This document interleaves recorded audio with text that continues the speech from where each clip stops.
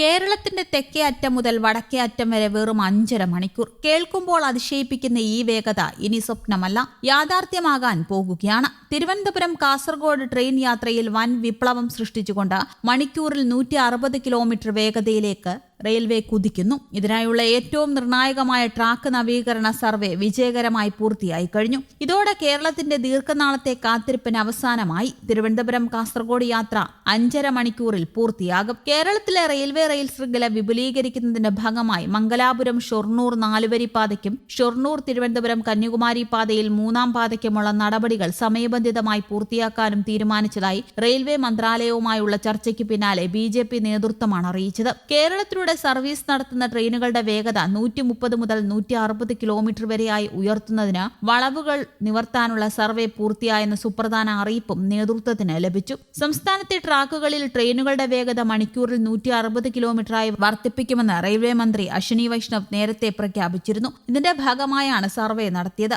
വളവുകൾ നിവർത്താനുള്ള സർവേ പൂർത്തിയാകുന്നതോടെ വൈകാതെ തന്നെ നിർമ്മാണ പ്രവർത്തനങ്ങളിലേക്കും റെയിൽവേ കടക്കുമെന്നാണ് പ്രതീക്ഷ. ഇതോടൊപ്പം സിഗ്നലിംഗ് സംവിധാനങ്ങൾ പൂർണ്ണമായും ആധുനികവൽക്കരിക്കുമെന്നും ഉറപ്പും റെയിൽവേ മന്ത്രാലയം നൽകിയിട്ടുണ്ട്. ഇത് രണ്ടും പൂർത്തിയാകുന്നതോടെ ട്രെയിനുകളുടെ വേഗത 160ലേക്ക് എത്തും. മംഗളൂരു തിരുവനന്തപുരം റൂട്ടിൽ നിലവിൽ 2 വന്ദേ ഭാരത് എക്സ്പ്രസുകൾ സർവീസ് നടത്തുന്നുണ്ട്. തിരുവനന്തപുരം കാസർഗോഡ് വന്ദേ ഭാരതും മംഗളൂരു തിരുവനന്തപുരം വന്ദേ ഭാരതും. എന്നാൽ ട്രാക്കുകളുടെ പ്രശ്നം കാരണം ഇവയ്ക്ക് പരമാവധി വേഗത പുലർത്താൻ കഴിയുന്നില്ല. ഈ സാഹചര്യത്തിൽ ട്രാക്കുകളുടെ വളവ് നിവർത്തുകയും സിഗ്നലിംഗ് സംവിധാനം ശക്തിപ്പെടുകയും ചെയ്ത ട്രെയിനുകൾക്ക് കുതിച്ചുപായാൻ കഴിയും. അതിനിടെ ബംഗളൂരു തിരുവനന്തപുരം വന്ദേ ഭാരത് സ്ലീപ്പർ പൂജയ്ക്ക് ക്രിസ്മസിനോ എത്തുമെന്ന് സുരേഷ് ഗോപി അറിയിച്ചിട്ടുണ്ട്. സംസ്ഥാനത്തെ വന്ദേ ഭാരതിന്റെ ഫ്ളാഗ് ഓഫ് സമയത്ത് ട്രെയിനുകളുടെ വേഗത മണിക്കൂറിൽ 160 കിലോമീറ്റർ വർദ്ധിപ്പിക്കുമെന്ന് റെയിൽവേ മന്ത്രിയും പ്രഖ്യാപിച്ചിരുന്നു. 4 വർഷത്തിനുള്ളിൽ ഘട്ടം ഘട്ടമായി പദ്ധതി പൂർത്തിയാക്കുമെന്നായിരുന്നു മന്ത്രിയുടെ വാക്കുകൾ. ഇതിന്റെ ഭാഗമായാണ് നിലവിലെ നടപടികൾ പുരോഗമിക്കുന്നത്. റെയിൽപാതയുടെ ശേഷി വർദ്ധിപ്പിക്കുന്നതിനുള്ള മറ്റ് പദ്ധതികളും ഇതിനൊപ്പം മുന്നോട്ടു പോകുകയാണ്.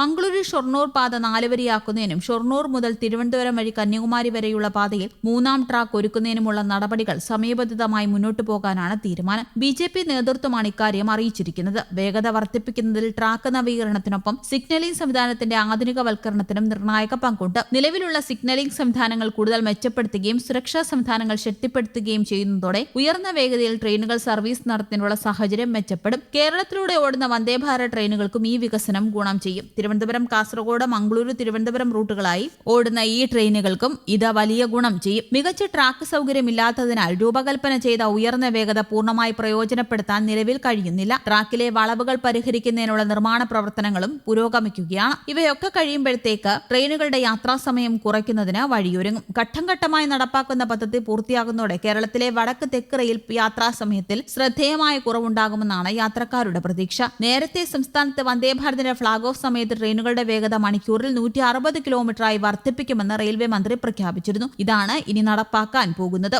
4 വർഷത്തിനുള്ളിൽ ഘട്ടം ഘട്ടമായി പദ്ധതി പൂർത്തിയാക്കുമെന്നായിരുന്നു അന്ന് പറഞ്ഞത്. ഈ വാഗ്ദാനം ഇപ്പോൾ പ്രാവർത്തികമാവുകയാണ്. കേരളത്തിലൂടെ നിലവിൽ സർവീസ് നടത്തുന്ന വന്ദേ ഭാരത് ഉൾപ്പെടെയുള്ള ദീർഘദൂര ട്രെയിനുകൾക്ക് ഈ ട്രാക്ക് നവീകരണം വലിയ തോതിൽ പ്രയോജനം ചെയ്യും. അടിസ്ഥാന സൗകര്യ വികസനവും സിഗ്നലിംഗ് മാറ്റങ്ങളും പൂർത്തിയാകുന്ന മുറയ്ക്ക് ഈ വേഗത കൈവരിക്കാനാകുമെന്നാണ് പ്രതീക്ഷിക്കപ്പെടുന്നത്. ഇന്ത്യൻ റെയിൽവേയിൽ അടിമുടി മാറ്റങ്ങൾ ഓരോ ദിവസവും വന്നുകൊണ്ടിരിക്കുകയുമാണ്. News desk Kerala Kaumudi.